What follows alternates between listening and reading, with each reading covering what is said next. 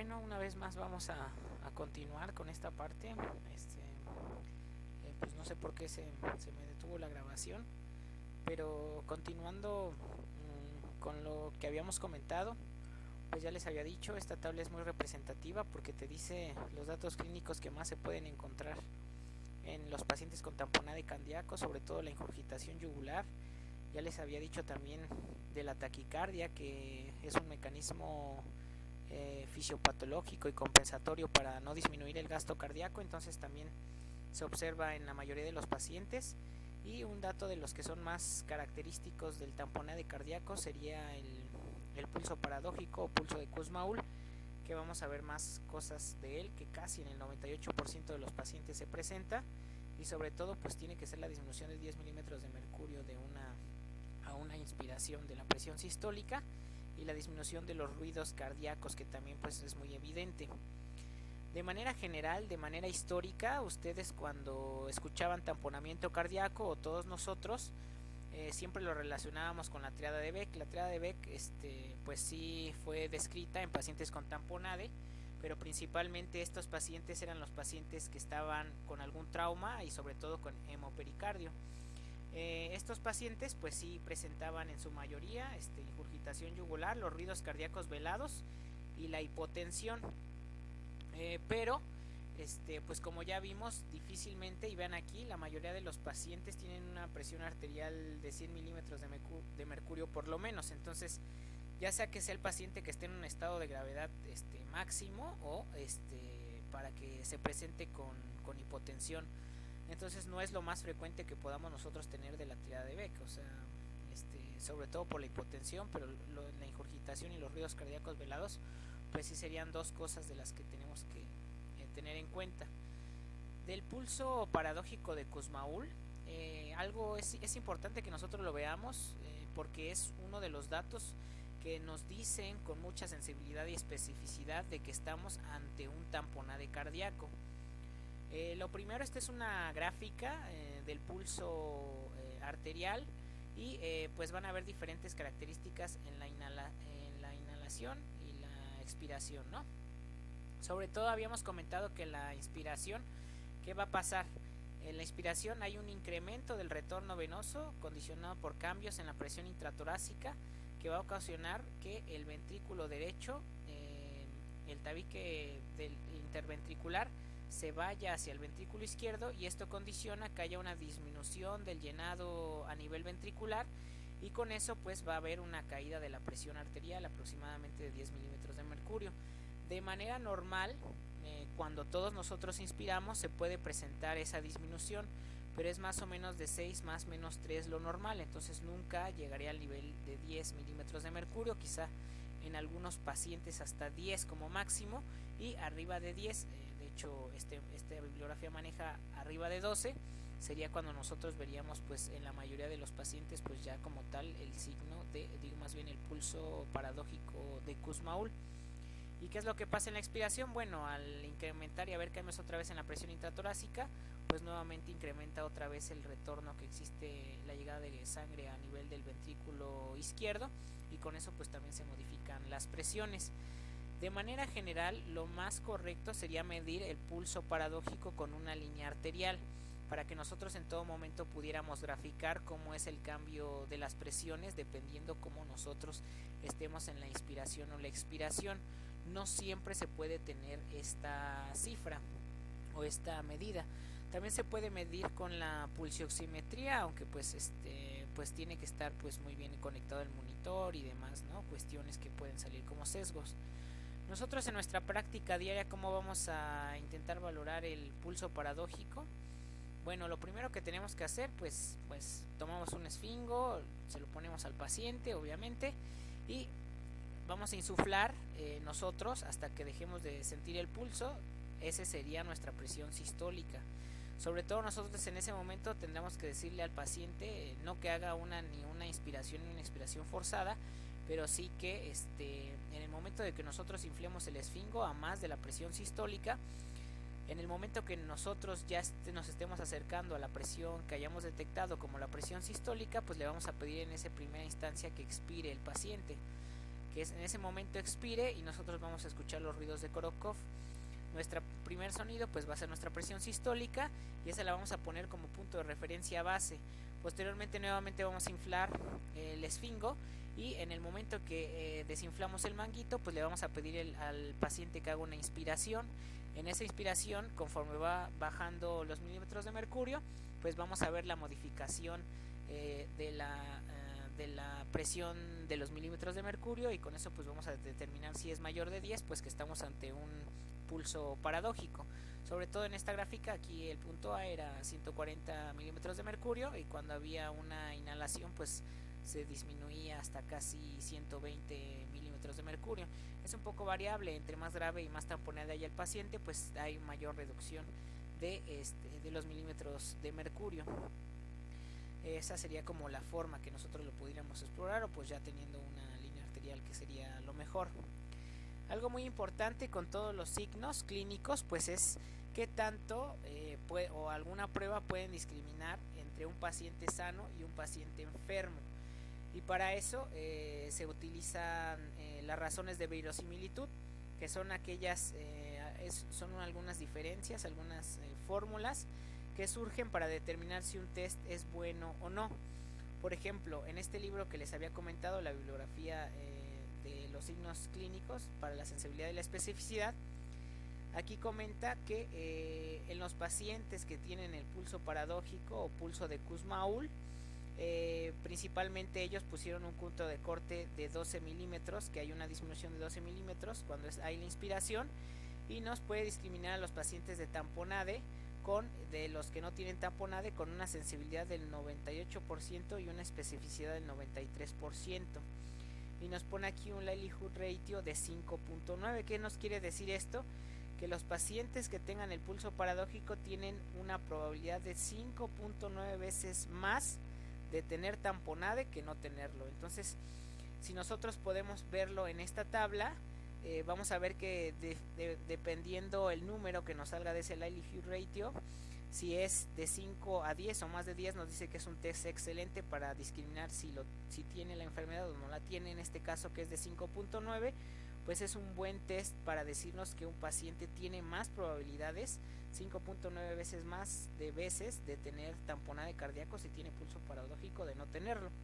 Y otra cosa que también aquí nos agregan es el LR negativo de 0.03%, que también nos dice que en caso de no tenerlo, pues sería muy difícil que pudiéramos tener un paciente con tamponade cardíaco, que sí existen algunas cosas que pueden ocasionar que esté ausente el pulso paradójico, que ahorita las vamos a ver, pero es muy raro que esto ocurra y en la mayoría de los pacientes, en el 98%, ya lo habíamos visto aquí, pues tienen el pulso paradójico.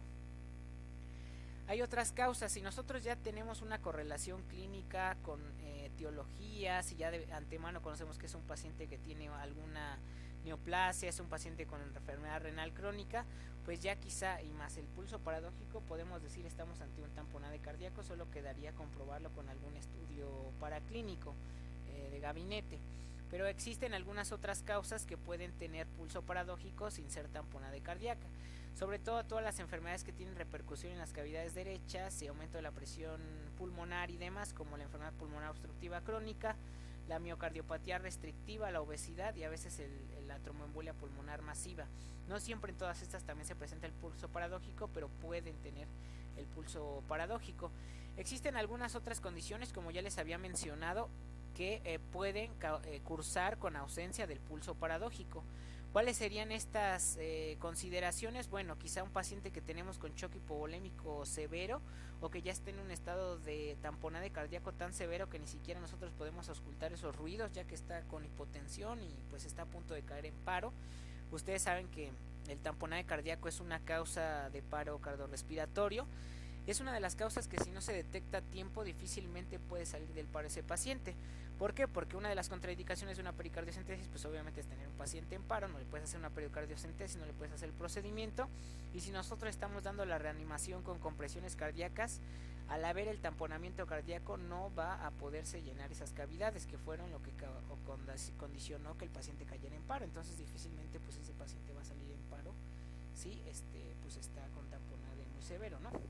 y pues no va a tener tampoco pulso paradójico. Otra de las cosas, algunos pacientes que cursan con infartos del ventrículo izquierdo, pues en muchas ocasiones pueden causar también con datos de tamponade, pero no siempre se pueden manifestar como tal con el pulso paradójico.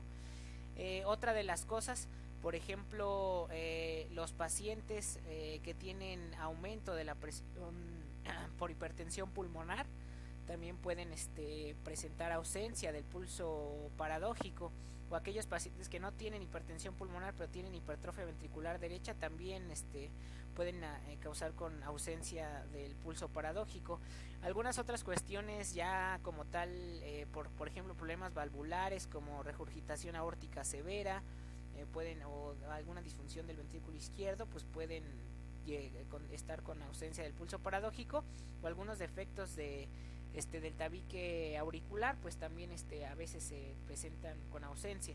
Y también ya les había dicho de los tamponades de presión baja, pues ya sean los pacientes con enfermedad renal crónica o esos pacientes que están con hipovolemia, pues pueden no presentar los síntomas. Entonces hay algunas otras cuestiones que también se presentan sin pulso paradójico, y serían algunas otras enfermedades o cuestiones agregadas que pueden hacer que pues no se presente.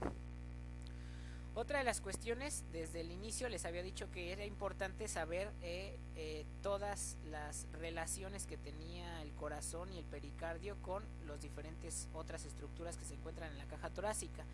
Y esto es porque también condicionan otros síntomas, por ejemplo, cuando hay repercusión o compresión a nivel del esófago, disfagia, a los bronquios y la tráquea, tos, al parénquima pulmonar, disnea, también cuando hay compresión en el laringo recurrente puede haber ronquera y afonía. Y también ya ven como aquí pasan algunos nervios pericardiofrénicos, pues puede ser un paciente que está con derrame pericárdico, empieza con datos leves de tamponade cardíaco, y el único dato que puede presentar es que está presentando hipo, y no sabemos nosotros qué es, ¿no? El electrocardiograma quizá no nos arroja alguna cosa, nos infartó o nada, pero está con hipo, ¿no?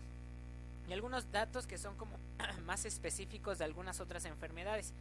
Por ejemplo, si tiene fiebre un paciente, pues hay que ver si no es un pericardio, si no es por una infección, ese derrame pericárdico, si el paciente previamente no cursió con una pericarditis, o algún otro dato que pues nos ayude a pensar que estamos ante otra enfermedad, ¿no?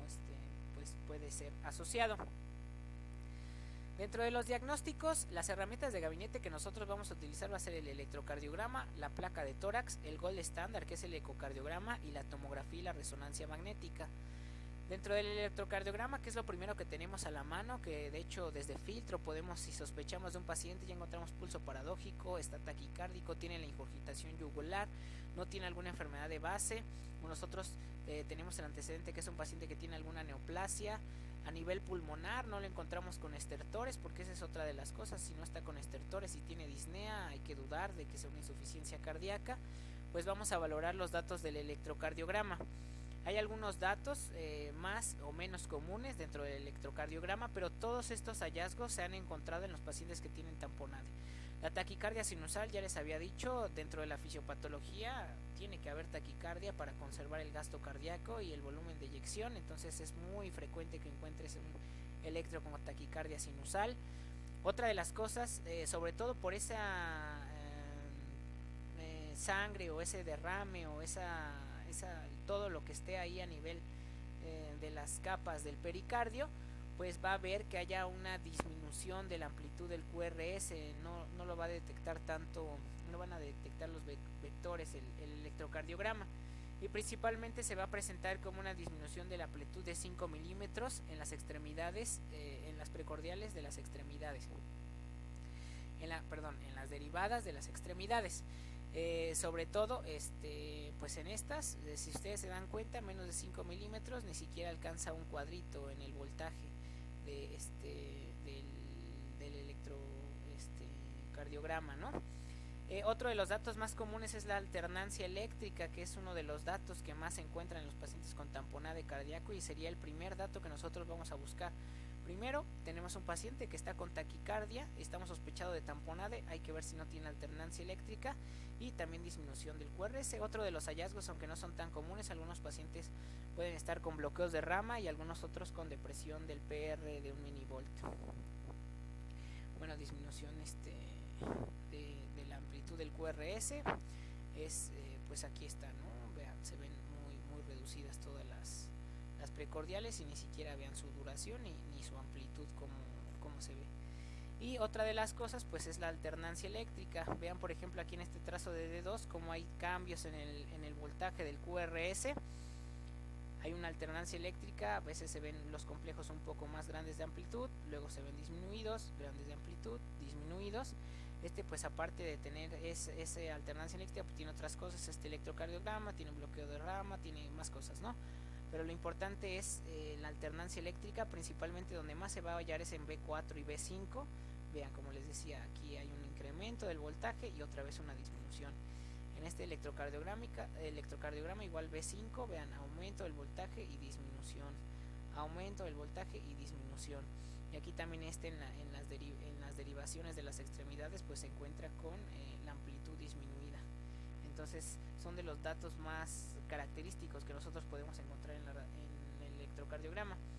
Por otro lado, ¿qué vamos a hallar nosotros en la radiografía de tórax? Aquí está la silueta cardíaca de un paciente normal y un paciente que tiene un derrame crónico.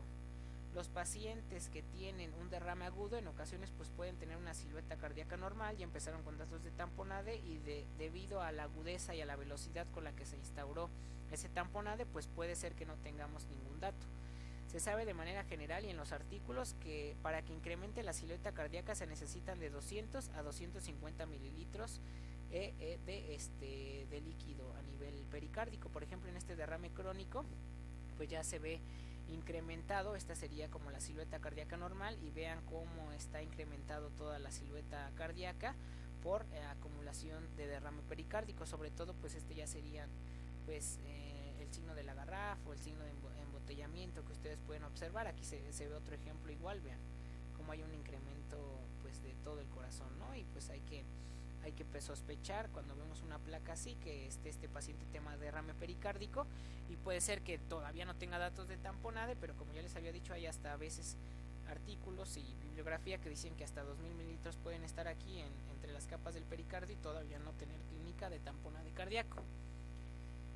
El siguiente sería el ecocardiograma. El ecocardiograma es el gold estándar y pues de manera general hay diferentes posiciones en donde se pone el transductor del ultrasonido. Puede ponerse a nivel supraesternal, a nivel paraesternal, a nivel epical y a nivel subcostal. Para el derrame pericárdico principalmente son estas tres, que sería paraesternal, apical y subcostal.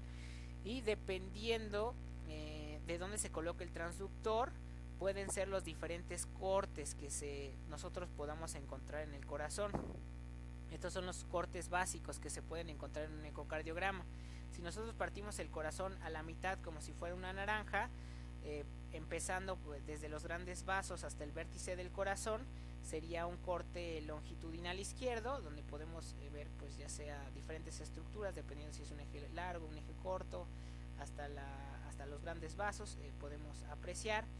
Un corte transversal a mitad, podemos verlo a nivel valvular para ver alguna característica, a nivel de los músculos papilares. Hay diferentes cortes y vamos a determinar diversas cosas. Y puede haber otro corte que sería un corte que sería horizontal, que puede ser así como está en la imagen C, que podríamos tenerlo nosotros como un corte de 4 cámaras. Dependiendo de la imagen, pues nosotros vamos a, más bien el ecocardiografista pues va a determinar pues qué características podemos tener. Hay algunos hallazgos que nosotros vamos a tener ecocardiográficos en los pacientes de tamponade cardíaco. Por ejemplo, si nosotros estamos en el servicio de urgencias, difícilmente, si no somos alguien que está acostumbrado a hacer ultrasonido cardíaco, obviamente ninguno de nosotros lo ha hecho, quizá alguno que quiera cardio, pues difícilmente vamos a nosotros a determinar estas características. Aquí en el hospital pues pediríamos nosotros pues al servicio de ecocardiografía que nos identificara algunas cuestiones y pues lo único que nosotros podríamos observar es si hay o no líquido en pericardio. ¿Por qué? Porque por ejemplo el equipo que hay en urgencias pues no tiene como el transductor ni los cortes ideales para poder visualizar corazón, a diferencia del ultra que hay por ejemplo en terapia intensiva central, que ahí sí se puede hacer el ecocardiograma sin ningún problema con los cortes y demás, ¿no? Y de hecho pues ellos sí, algunos de ellos sí están capacitados para hacer pues un eco, ¿no? Buscando algunos hallazgos. Bueno, si no, pues nosotros tenemos que, todos los hallazgos ecocardiográficos tienen que ser lo siguiente. Nosotros nos vamos a quedar que pues podemos tener el ultra y vamos a ver si hay líquido a nivel pericárdico, más los datos clínicos, ¿no? Podemos determinar dependiendo de la separación en los milímetros y decir si es leve, moderado o severo el grado de tamponamiento, dependiendo del líquido. Y los datos que más característicamente se encuentran, ustedes van a ver en la bibliografía, todos estos datos que yo les puse aquí tienen diferentes sensibilidades y especificidades. Todos ellos se estudian por separado en los estudios y ustedes verán pues obviamente que si tienen uno o no tienen otro o tienen varios de todos estos datos, pues obviamente va a incrementar la sospecha diagnóstica que tengan, y más si lo correlacionan con los signos y con el cuadro clínico y demás. De los datos, el más sensible y específico que se reporta en las bibliografías es la colapsabilidad de las cavidades cardíacas, principalmente las derechas, y las izquierdas, aunque son más raras que se colapsen, se pueden colapsar y de hecho es más sensible y específico si uno las encuentra colapsadas. La variabilidad del diámetro ventricular del ciclo respiratorio es más o menos buscar el pulso paradójico para nivel del ecocardiograma. Cuando inspira uno, cómo están los cambios de flujo y los cambios de volumen y los cambios de presiones, dependiendo del ciclo respiratorio. También dependiendo de los cambios de las presiones, pues va a haber colapsabilidad de la vena cava inferior. Y otra de las cosas que a través del Doppler se pueden utilizar sobre todo diferentes variaciones transvalvulares del flujo mitral o del flujo tricuspidio, que van a verse alteradas pues por los cambios hemodinámicos por el aumento de la presión intrapericárdica, y esto lo podemos observar con el Doppler, ¿no? Más o menos de manera general vamos a ver algunas imágenes. Por ejemplo aquí hay algo que nosotros en primera instancia vamos a determinar si hay líquido, ¿no?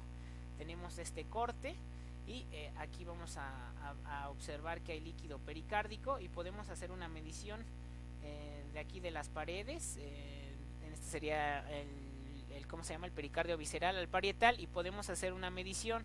Esta medición nos da de 39 milímetros. Por ejemplo, ya les había dicho que menos de 10 leve, de 10 a 20 moderado y más de 20 severo. Aquí sería pues severo, ¿no? Aquí es la flecha, el derrame pleural, perdón, y aquí estaría el derrame pericárdico. Y en este caso, aquí sí, aquí se ve un ligero derrame pericárdico y pues la separación de las líneas nos da solo 10 milímetros. Esos 10 milímetros sería solo para identificar pues el líquido que existe aquí en el corazón, y pues ya de ahí pues nosotros podemos determinar que hay nada más líquido y podemos decir que es pues un derrame pericárdico.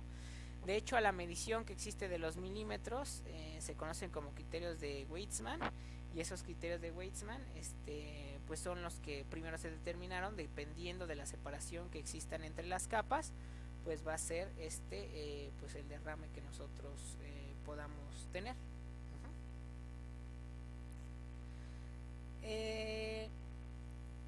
Otro de los datos clínicos que nosotros podemos encontrar, aquí hay, déjenme ver, así, hay más ejemplos en cuanto a líquido pericárdico. Ya ven, aquí se puede hacer la medición. Aquí se ve líquido pericárdico, aquí se ve líquido pericárdico y aquí se ve líquido pericárdico.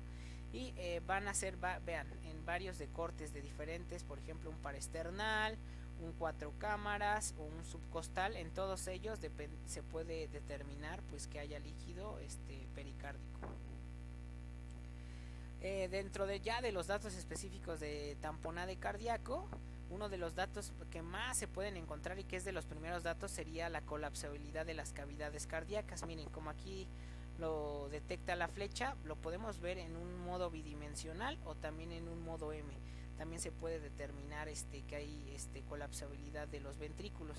Pero por ejemplo en un modo bidimensional, lo primero, cuando hay un tamponamiento cardíaco, de las primeras cavidades que se afectan sobre todo es la aurícula derecha, Posteriormente el ventrículo derecho, hay imágenes también de colapsabilidad, por ejemplo aquí del ventrículo derecho, de la aurícula derecha, y ya sería algo todavía sumamente más raro la colapsabilidad del ventrículo izquierdo y de la aurícula izquierda, sobre todo porque pues son cavidades que manejan presiones más altas y pues se necesita pues más presión intrapericárdica para poder vencer la presión que existe en las cavidades izquierdas.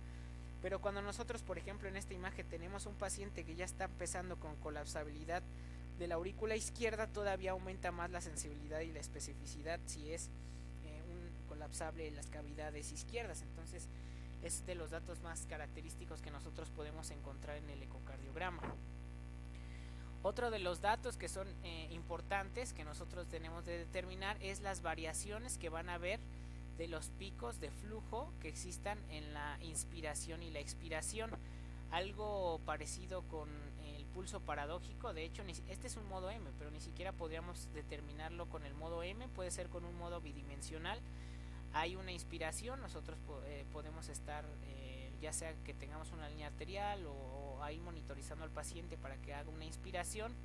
Hay un retorno venoso y puede haber una interdependencia ventricular, y esa interdependencia ventricular pues condicionar cambio en los volúmenes de las cavidades, que también nosotros podemos ver esas variaciones con el modo M.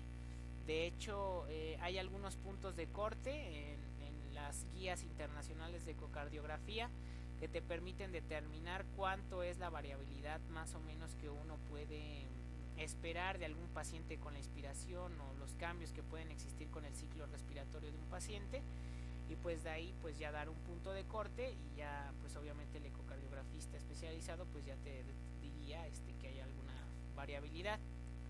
Otra de las cosas pues sería valorar la vena cava inferior. Quizá esta también nosotros la podríamos utilizar en el servicio de urgencias. Tenemos un paciente que ya detectamos derrame pericárdico, y posteriormente con el ultrasonido pues determinamos cuánto es la colapsabilidad de la vena cava inferior, y tiene que ser menos del 50% esa colapsabilidad. Si ustedes se dan cuenta, vean por ejemplo este paciente en inspiración. En teoría en inspiración pues hay aumento del retorno venoso, tendría que estar aumentado el diámetro, y después en la expiración pues un poco disminuido. Se mide este diámetro, hay algunas fórmulas para saber la variación de la convertible en porcentaje, y después de que nosotros determinemos con esa operación la diferencia de diámetros de ambas venas y cavas inferiores, y está menor del 50%, pues ya podemos decir que ese paciente también tiene un dato característico de tamponade por la colapsabilidad de la vena cava inferior.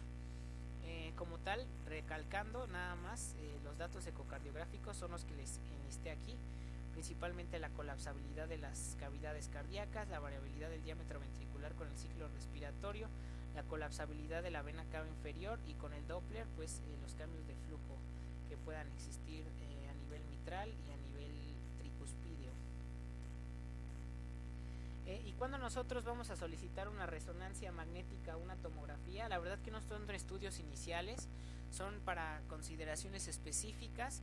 No siempre vamos a tener, o no siempre vamos a considerar mandar tanto una resonancia o una tomografía, y eso es porque hay algunas cosas que sí nos permite la tomografía y la resonancia. Nos pueden dar un campo de visión más amplio y detección de algunas otras cosas, como por ejemplo nosotros cuando no sepamos la causa del derrame pericárdico y en ese momento no tenga datos de un taponamiento severo y que podamos prolongar quitar líquido, si tenemos a la mano que se puede hacer una tomografía por medio de las unidades Huntsville, se puede determinar también, dependiendo de los cambios que tenga por las unidades Huntsville este líquido, si se trata de un trasudado, si se trata de un hemopericardio, si se trata de un exudado.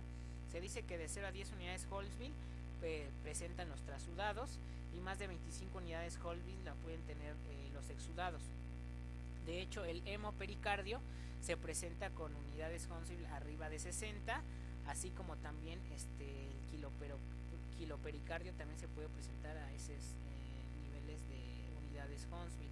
¿Por qué es importante? Bueno, casi siempre la tomografía y la resonancia se pueden solicitar en pacientes que han estado por procedimientos invasivos, ya sea de cirugía cardíaca o procedimientos de intervención cardíaca que en un momento dado puede ser que se encuentren asintomáticos o tenemos alguna causa no determinada, no lo pudimos ver bien con el eco, es un paciente quizá que no tiene una buena ventana pericárdica y nosotros no pudimos determinar que esté con derrame, le podemos pedir una resonancia, una tomografía y de ahí determinar, por ejemplo, qué características tiene ese derrame o por ejemplo también derrames que se encuentran loculados, que hicimos una punción y con eco pensábamos que estábamos ahí pero no pudimos quitar líquido, pues hay que ver si no hay una parte de ese líquido que esté loculado.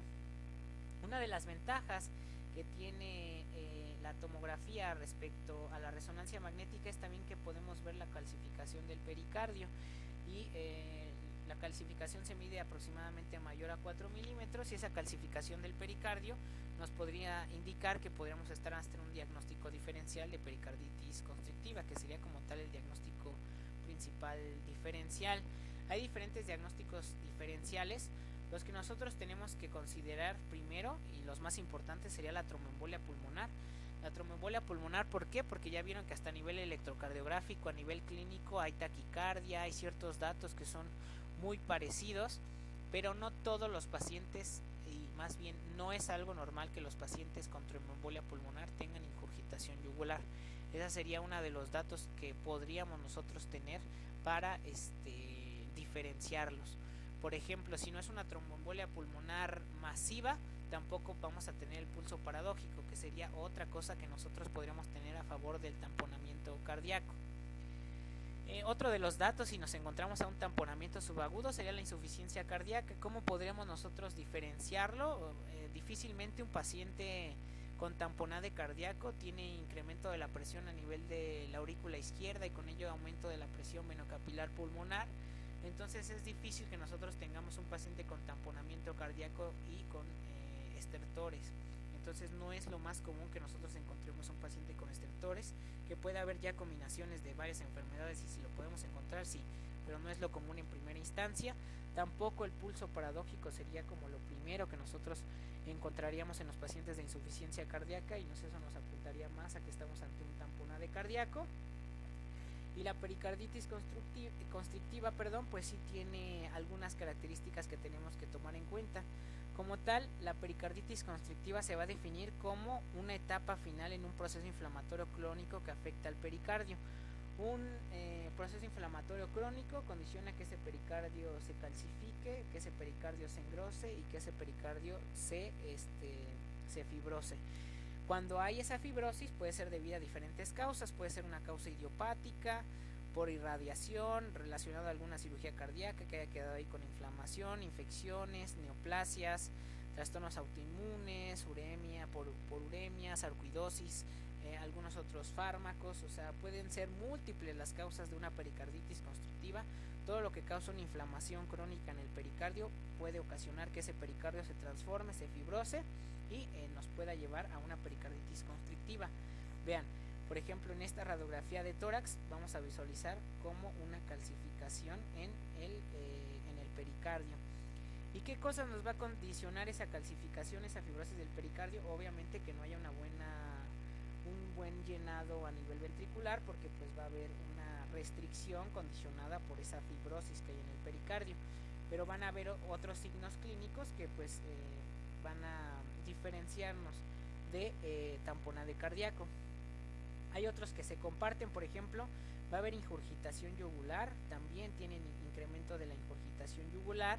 Estos pacientes pueden presentar el pulso paradójico de Kussmaul hasta en el 43%, pero no todos. Estos pacientes se pueden presentar más con frote pericárdico que los otros pacientes, más con edema, con ascitis, con hepatomegalia, con algunas otras características. Pero hay dos cosas que no tiene el paciente con tamponade cardíaco, por ejemplo el signo de Kussmaul. El signo de Kussmaul y el signo de Friedreich. El signo de Friedreich como tal es un colapso que existe en las venas cervicales que estaban previamente distendidas durante la diástole. Algo que pasa y que ustedes tienen que tomar en cuenta, que lo diferencia del tamponade cardíaco, es que nosotros veíamos que cuando nosotros observábamos el pulso paradójico, pulso de Kussmaul, en la inspiración había un aumento del retorno venoso, y ese retorno venoso causaba interdependencia ventricular y los cambios de presión y demás. Por ejemplo, en el signo de Kussmaul, lo que nosotros observamos es una disminución de la ingurgitación yugular cuando hay un retorno venoso. Los pacientes que están con pericarditis constrictiva y que en teoría no tienen un aumento de la presión intrapericárdica, cuando hacen una inspiración normal, incrementa el retorno venoso y eso hace que esas venas yugulares se ingurgiten menos, y ese es el signo de Kussmaul, una disminución de la ingurgitación yugular con la inspiración. Y este otro signo, la verdad que no lo había, nunca lo he observado, pues hay un colapso de las venas cervicales previamente distendidas durante la diástole, y es causadas por las alteraciones en la fibrosis del pericardio. Otra de las cosas, si nosotros pudiéramos graficar los pulsos venosos, uno de los datos que también es muy importante en la pericarditis constrictiva es esa deflexión que existe y esa gráfica descendente de Y que existe en el pulso venoso. En un pulso normal hay una pequeña deflexión de Y, pero no es tan marcada como existe con los pacientes con pericarditis constrictiva, y sobre todo porque pues por ese pericardio pues tienen trastornos en la diástole que ocasionan ese descendente en el pulso, en la gráfica del pulso. Vamos a tener aquí un algoritmo diagnóstico. Este algoritmo diagnóstico está sacado de las guías ESSEC, algunas cosas de la ponencia igual, pero nos van a decir si nosotros podemos tener a un paciente quizá expectante, es decir, que 48 a 72 horas posterior le vayamos a hacer el drenaje pericárdico, o de manera inmediata ahorita decidamos nosotros hacer el derrame, ¿cómo se llama?, en la pericardiocentesis. Primero tenemos un paciente que tiene evidencia de tamponade cardíaco. Ellos lo que proponen es que el primer paso es determinar la causa de ese tamponamiento cardíaco. Dependiendo de la causa vamos a dar un puntaje. Por ejemplo, si estamos pensando en una neoplasia le vamos a dar 2 puntos. En caso de tuberculosis, 2 puntos. En autoinmune le vamos a quitar 1 punto. En hipotiroidismo